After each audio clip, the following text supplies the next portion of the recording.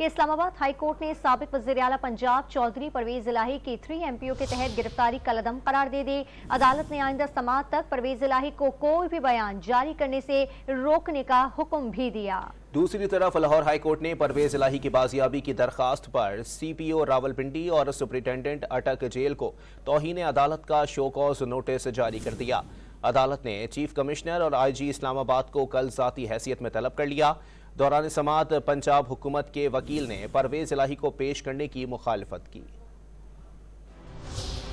PTI के मरकजी रहनुमा और साबिक वजीर आला पंजाब परवेज इलाही को इस्लामाबाद हाई कोर्ट से रिलीफ मिल गया। अदालत आलिया के जस्टिस तारिक महमूद जहांगीरी ने MPO 3 के तहत गिरफ्तारी कलअदम करार देकर रिहाई का हुक्म जारी कर दिया। दौरान समाअत परवेज इलाही के वकील ने दलाइल देते हुए सवाल उठाया, 3 माह से जेल में कैद इनके मौक्किल किस तरह नुक्स अमन के हालात पैदा कर सकते हैं। परवेज इलाही ने 4 माह से कोई बयान तक जारी नहीं किया। अदालत ने वकील से दरियाफ्त किया कि क्या परवेज इलाही ने इस्लामाबाद में कोई जलसा या जुलूस किया था। वकील ने जवाब दिया कि कोई जलसा जुलूस या हंगामा आराई नहीं की। जस्टिस तारिक जहांगीर की तरफ से सवाल पर वकील ने आगाह किया कि परवेज इलाही 1 जून से गिरफ्तार हैं। अदालत ने रिमार्क दिए तो गोया परवेज इलाही की हिरासत को 3 माह से जायद का अरसा गुजर चुका है। अदालत ने अंदेशा नुक्स अमन के तहत PTI रहनुमा की गिरफ्तारी का हुक्म मुअत्तल कर दिया। अदालत ने आइंदा समाअत तक परवेज इलाही को कोई बयान न देने की भी हिदायत की है।